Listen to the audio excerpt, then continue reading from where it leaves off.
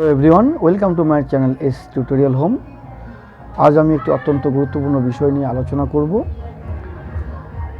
বিষয়টি হলো যে আমি এর আগের ভিডিওতে আলোচনা করেছি যে তোমরা যারা এবার মাধ্যমিক পরীক্ষা দিয়েছো, যারা 2024 সালে মাধ্যমিক পরীক্ষার্থী ছিলে, তোমরা যে সামনে ক্লাস 11-এ ভর্তি হবে, অ্যাডমিশন হবে, একাদশ শ্রেণীতে পড়াশোনা করবে, তোমাদের কিন্তু এই একাদশ শ্রেণী থেকে সেমিস্টার চালু হচ্ছে, সেমিস্টার চালু হয়ে যাচ্ছে।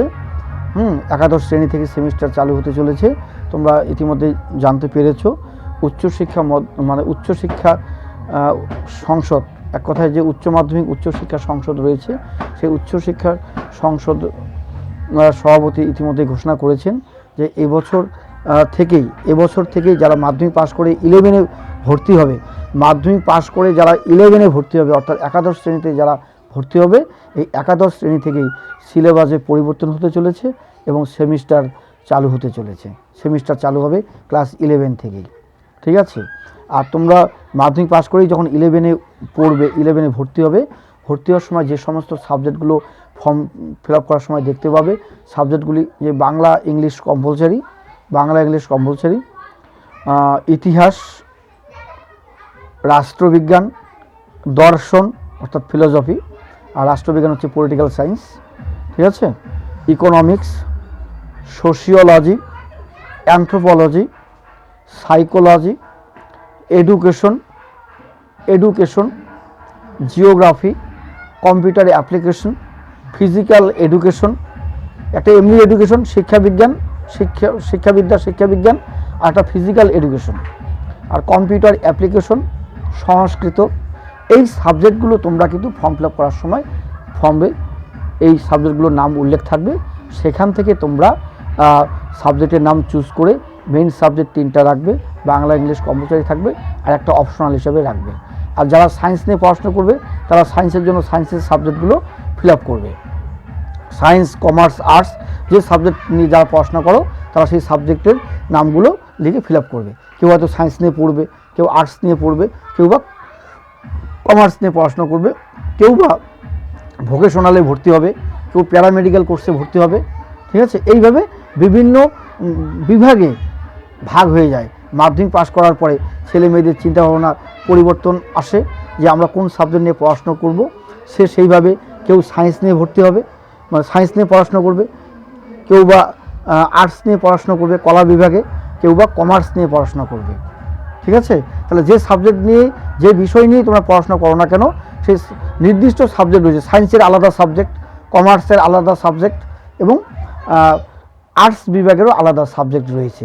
সেই সাবজেক্টগুলো থেকে তোমরা চুজ করে নিবে কোন সাবজেক্ট নিয়ে পড়াশোনা করতে চাও, কোন সাবজেক্ট নিয়ে সামনে কলেজ ইউনিভার্সিটি কমপ্লিট করতে চাও, কোন সাবজেক্ট নিয়ে পড়লে কি সুবিধা রয়েছে, সমস্ত কিছু আমি এর আগের ভিডিওতে তোমাদের বলেছি। তাও আমি আজকে ক্লিয়ার করার জন্য বললাম, যেহেতু এবছর ক্লাস 11 থেকেই অর্থাৎ একাদশ শ্রেণী থেকেই সিলেবাসে পরিবর্তন এবং সেমিস্টার পদ্ধতি চালু হতে চলেছে, তাই বলছি যে তোমরা কিন্তু ক্লাস 11-এ উঠেই সেমিস্টার পেয়ে যাচ্ছ। অর্থাৎ এখন তোমরা 11-এ পড়াশোনা করবে, 11-এ ভর্তি হবে, তোমরা সেমিস্টার পাবে, এখন 11-এ থাকবে, তোমরাই যখন আবার সামনে 11 থেকে 12-এ উঠবে, তোমরা কিন্তু আবার সেমিস্টার পাবে। মানে তোমাদের থেকেই এবছর যারা মাধ্যমিক পরীক্ষা দিয়েছে, যারা এবছর মাধ্যমিক পরীক্ষার্থী রয়েছে, যারা রেজাল্ট সামনে পাবে, তোমরাই কিন্তু 11-12-এ সেমিস্টার পাবে। কিন্তু যারা 11-এ পাস করে 12-এ পড়াশোনা করছো, তোমাদের কোনো কিন্তু সেমিস্টারের ব্যাপার নেই। তোমাদের যে আগের যে সিস্টেম, সেই সিস্টেমে পড়াশোনা করো, সেই সিস্টেমেই তোমাদের পরীক্ষা হবে। 12-এর এখানে কোনো ব্যাপার নেই। এখানে হচ্ছে যারা এবার মাধ্যমিক পাস করে ক্লাস 11-এ ভর্তি হবে, তাদের সেমিস্টার শুরু হচ্ছে 11 থেকে সেমিস্টার শুরু হবে। তারা দুটো সেমিস্টার দিবে, ফার্স্ট সেমিস্টার, সেকেন্ড সেমিস্টার দিয়েই তোমরা আবার কি 12-এ উঠছো, 12-এ উঠে আবার দুটো সেমিস্টার দিবে, থার্ড সেমিস্টার, ফোর্থ সেমিস্টার। অর্থাৎ এবছর যারা মাধ্যমিক পরীক্ষার্থী তোমরা পাস করে যখন ক্লাস 11-এ ভর্তি হবে, 11-এ উঠেই তোমরা সেমিস্টারের মধ্যে পড়ে গেলে, তোমাদের থেকে সেমিস্টার শুরু হলো। তোমরা 11 থেকে সেমিস্টার পেলে, তোমাদের ব্যাচটাই আবার 12-এ গিয়ে সেমিস্টার পাবে। মানে মাধ্যমিক যারা পরীক্ষার্থী ছিলে এবছর 2024-এ, যারা মাধ্যমিক পাস করে 11-এ উঠবে, এবছর ক্লাস 11 অর্থাৎ একাদশ শ্রেণী থেকে সেমিস্টার চালু হতে চলেছে। হ্যাঁ, তোমরাই এই এবার 11-এ পড়বে, সেমিস্টার পাচ্ছ। তোমরাই যখন আবার 11-এ সেমিস্টার পাস করে 12-এ উঠবে, তোমরা আবার সেমিস্টার পাবে, থার্ড সেমিস্টার, ফোর্থ সেমিস্টার। ঠিক আছে, একটা সেমিস্টার হবে নভেম্বরে, আর একটা হবে মার্চে। ঠিক আছে, এরকম করে সেমিস্টারগুলো দিতে হবে। তাহলে কিন্তু যারা 11 থেকে 12-এ পড়াশোনা করছে এবছর, যারা 12-এ, তার মানে এক কথা আমি যেটা বলতে চাচ্ছি যে এবছর যারা 11 থেকে 12-এ উঠলে তোমাদের কোনো সেমিস্টার নেই, তোমাদের সিলেবাসে কোনো পরিবর্তন নেই। তোমরা আগের সিলেবাস অনুযায়ী তোমরা পরীক্ষা দেবে, তোমরা পড়াশোনা চালিয়ে যাও, তোমাদের কোনো অসুবিধা নেই। ক্লাস 12-এর কোনো ব্যাপার নেই এখানে। এখানে কথাটা বলা হচ্ছে যে যারা এবার ক্লাস 11-এর ছাত্রছাত্রী, মানে যারা ক্লাস 11-এ অ্যাডমিশন হবে, এবছর যারা ক্লাস 11-এ অ্যাডমিশন হবে, অর্থাৎ একাদশ শ্রেণীতে ভর্তি হবে, যারা একাদশ শ্রেণী ক্লাসে পড়াশোনা করতে যাবে, তোমাদের থেকেই সেমিস্টারটা শুরু হলো। তাহলে তোমরা এবার 11, এই তোমরা এবার 11 থেকে যখন তোমরা 12-এ উঠবে, তোমাদের ব্যাচ থেকে 11-এ তোমরা সেমিস্টার পাচ্ছ, তোমাদের ব্যাচটা এবার পরবর্তীতে 12-এও সেমিস্টার পাবে। কিন্তু এবার যারা 11 থেকে 12-এ উঠলো, যারা 12-এ পড়াশোনা করছে, তারা কিন্তু সেমিস্টার পাবে না, তোমাদের আগের সিলেবাসে পড়াশোনা করতে হবে। ঠিক আছে, আজ বোঝা গেল? তাহলে এবার কি বললাম, যে এবার যারা মাধ্যমিক পরীক্ষার্থী, যারা মাধ্যমিক পরীক্ষায় পাশ করবে, যারা ক্লাস 11-এ ভর্তি হবে, একাদশ শ্রেণীতে ভর্তি হবে, তাদের থেকে সেমিস্টার শুরু। তোমরা যখন আবার 12-এ উঠবে, তোমাদেরও 12-এর সেমিস্টার শুরু। অর্থাৎ 11 থেকে শুরু হওয়া মানে কি, এবার যদি 11 থেকে সেমিস্টারটা শুরু হয়, 11 থেকে তোমার 12-এ উঠলে, তোমাদের থেকে 12-এর সেমিস্টার শুরু হয়ে গেল। কিন্তু এবার যারা 12-এ রয়েছে, যারা 11 পরীক্ষা দিয়েছো, 11-এ যারা পরীক্ষা দিয়েছো, 12-এ যারা উঠলে, তোমাদের কিন্তু কোনো সেমিস্টার নেই, তোমাদের সেমিস্টারের ব্যাপার নেই। তাহলে কাদের সেমিস্টার? 11 থেকে শুরু সেমিস্টার, 11 শুরু। আর এই 11টা যখন 12-এ উঠবে, তখন সেমিস্টার শুরু হবে। কিন্তু এবার যারা 11 থেকে 12-এ উঠলো, তাদের সেমিস্টার নেই। ঠিক আছে, এই সেমিস্টার ভিত্তিক পড়াশোনা করে ক্লাস 11-এর বা পরবর্তী যে 12 যারা উঠবে, এই 11-এর ব্যাচটাই তো পরবর্তীতে 12 উঠবে। এই সামনের এই বছরের যে 11-এর ব্যাচটা থাকবে, এই ব্যাচটাই আগামীতে 12-এ উঠবে। তা তোমাদের কথা বলছি, কিন্তু যারা এখন বর্তমান 12, তোমাদের কিন্তু সেমিস্টার নেই। ঠিক আছে, দেখো তোমাদের কতগুলো আমি সুবিধাগুলো বলছি, মানে এই সেমিস্টার ওয়াইজ পরীক্ষার যে সুযোগ সুবিধাগুলো রয়েছে, বৈশিষ্ট্যগুলো রয়েছে, সেগুলো আমি তোমাদের সামনে তুলে ধরার চেষ্টা করছি। যে একাদশ শ্রেণীতে দুটি পরীক্ষা হবে, তা গণ্য হবে প্রথম ও দ্বিতীয় সেমিস্টার হিসাবে। একাদশ শ্রেণীতে দুটি পরীক্ষা হবে, তা গণ্য হবে প্রথম আর দ্বিতীয় সেমিস্টার হিসাবে। প্রথম সেমিস্টার, দ্বিতীয় সেমিস্টার, এটা 11-এর মধ্যে হবে। আবার এই 11টা যখন 12-এ উঠবে, তখন থার্ড সেমিস্টার, ফোর্থ সেমিস্টার। আর দ্বাদশ শ্রেণীতে যে দুটি পরীক্ষা হবে, তা গণ্য হবে তৃতীয় সেমিস্টার আর চতুর্থ সেমিস্টার হিসাবে। 70 নম্বর হবে লিখিত পরীক্ষা, 30 নম্বর থাকবে প্র্যাকটিক্যালের জন্য। প্রত্যেক সেমিস্টারের জন্য নম্বর বরাদ্দ থাকবে 35 নম্বর। তাহলে দুটো সেমিস্টার মিলিয়ে হবে 70। প্র্যাকটিক্যাল পরীক্ষা একবারই, সেটা হবে লিখিত পরীক্ষার শেষে। সেটা তো আমি আগেই বলছি। ঠিক আছে, এগুলো তোমরা জানো। যে বিষয়টা এখন আমি তোমাদের বলবো, সেটা হলো যে নতুন এই সিলেবাস অনুযায়ী যারা 11-এ ভর্তি হবে, তোমাদের যে পরীক্ষার যে কতগুলো বৈশিষ্ট্য রয়েছে, সুযোগ সুবিধাগুলো পাবে, বাড়তি সুবিধা পাবে, সেগুলো সম্পর্কে একটু বলি। যে নতুন নিয়মের যে বৈশিষ্ট্যগুলো রয়েছে, 4টি সেমিস্টার হতে চলেছে। একাদশ ও দ্বাদশ শ্রেণীতে মোট 4টি সেমিস্টার থাকবে। পরীক্ষার দায়িত্ব প্রথম আর দ্বিতীয় সেমিস্টারের পরীক্ষা স্কুল কর্তৃপক্ষ নিতে হবে। প্রথম দ্বিতীয় সেমিস্টারের পরীক্ষাটা স্কুল কর্তৃপক্ষ পরিচালনা করবে, এবং তৃতীয় চতুর্থ সেমিস্টারের পরীক্ষা উচ্চ মাধ্যমিক শিক্ষা সংসদ পরিচালনা করবে। পরীক্ষার ধরনটা কেমন হবে, যে প্রথম আর তৃতীয় সেমিস্টারের পরীক্ষা এমসিকিউ, প্রথম সেমিস্টার আর তৃতীয় সেমিস্টার, অর্থাৎ 11-এর ফার্স্ট সেমিস্টার আর 12-এর হচ্ছে থার্ড সেমিস্টার। 11-এর ফার্স্ট সেমিস্টার আর ক্লাস 12-এর থার্ড সেমিস্টার হবে এমসিকিউ এর উপর, এমসিকিউ ভিত্তিক হবে, মানে বহু বিকল্প প্রশ্ন। আর দ্বিতীয় আর চতুর্থ সেমিস্টার পরীক্ষাটা হবে এসএকিউ, সংক্ষিপ্ত বা বর্ণনামূলক প্রশ্ন। অর্থাৎ 11-এর দ্বিতীয় সেমিস্টার আর 12-এর ফোর্থ সেমিস্টারটা হবে এসএকিউ বা বর্ণনামূলক সংক্ষিপ্ত প্রশ্ন নিয়ে পরীক্ষা হবে। ঠিক আছে, এইভাবে পরীক্ষাটা তোমাদের হবে আর কি।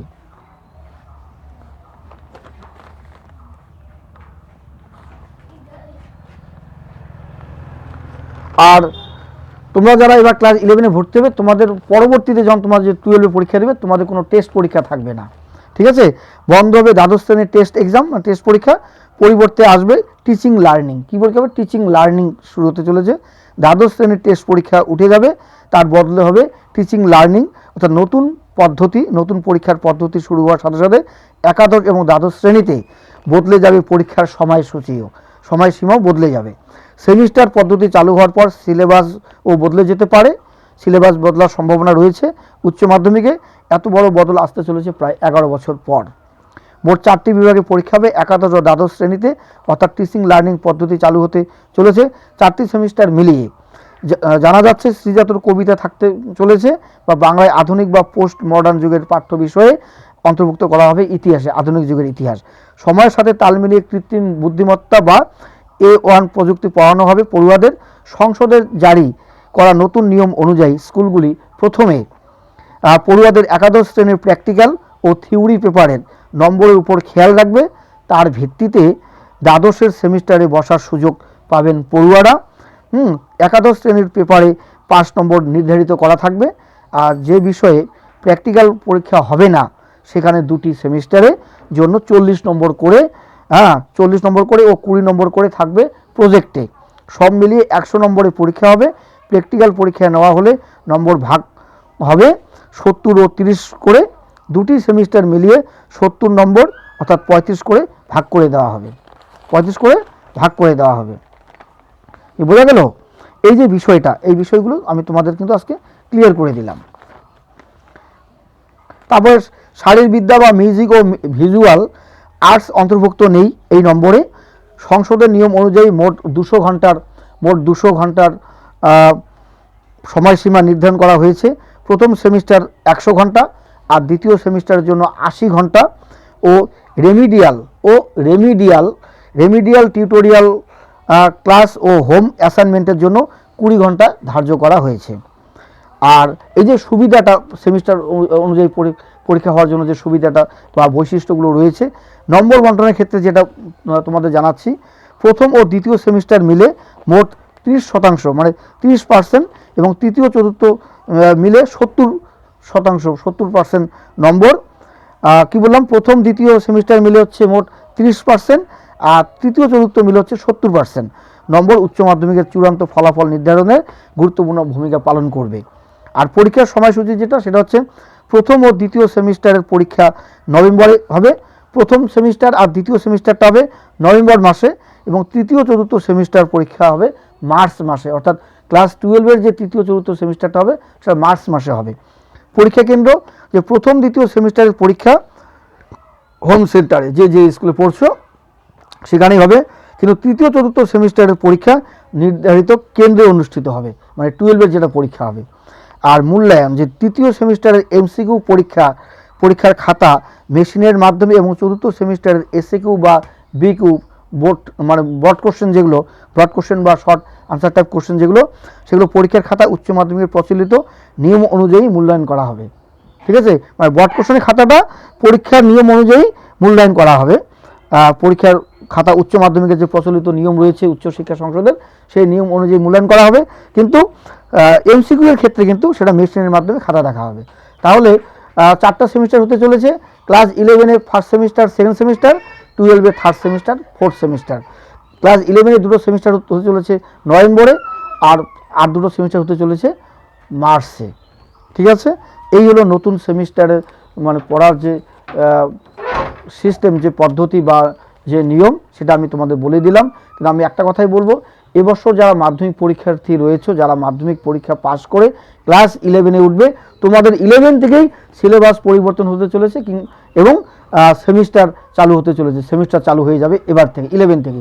তোমরা যারা 11-এর ছাত্রছাত্রী এবার হবে, তোমাদের থেকে সেমিস্টার চালু হবে। তোমরা যখন 12-এ উঠবে, তোমাদের কিন্তু মার্চ মাসে পরীক্ষা হবে, থার্ড সেমিস্টার, ফোর্থ সেমিস্টার, ঠিক আছে। কিন্তু যারা এবার 11 পাস করে, যারা এবার 11 পরীক্ষা দিয়েছো, যারা 11 পাস করে 12-এ উঠলে, যারা রানিং 12-এর ছাত্র রয়েছো, দ্বাদশ শ্রেণীর ছাত্র রয়েছো, তোমাদের কোনো কিন্তু সেমিস্টার নেই, তোমাদের কোনো চিন্তার ব্যাপার নেই, তোমাদের কোনো সেমিস্টার নেই, কারণ তোমরা তো 11 পাস করে 12-এ উঠছো, তোমাদের সেমিস্টার নেই। তাহলে সেমিস্টার কাদের? যারা মাধ্যমিক পাস করে 11-এ উঠবে তাদের সেমিস্টার, আর এবছর যারা 11-এর সেমিস্টার পাবে তারা নিশ্চয়ই আগামীতে তাদের থেকে 12-এর সেমিস্টার চালু হবে। তাহলে যারা এবার 11 তাদের থেকে সেমিস্টার চালু হতে চলেছে, তাদের থেকে সেমিস্টার চালু হবে, আর এই ব্যাচটাই 12-এ সেমিস্টার পাবে। কিন্তু 11 পাস করে যারা 12-এ এখন বর্তমান রানিং যারা 12, যারা বিভিন্ন জায়গায় প্রাইভেট টিউশন পড়ছো, তোমাদের কিন্তু কোনো সেমিস্টারের ব্যাপার নেই। সেমিস্টার পাচ্ছে যারা মাধ্যমিক পাস করে 11-এ উঠবে। তাহলে মাধ্যমিক পাস করে 11 থেকে সেমিস্টার চালু হয়ে গেল। 11 থেকে সেমিস্টার চালু হওয়া মানে তোমরা যখন 11 এখন আছো, তোমাদের পরীক্ষাটা নভেম্বরে হবে। নভেম্বরের পরে যখন তোমরা 12-এ উঠবে তখন তোমাদের কিন্তু মার্চে পরীক্ষা হবে। ঠিক আছে, রাখছি।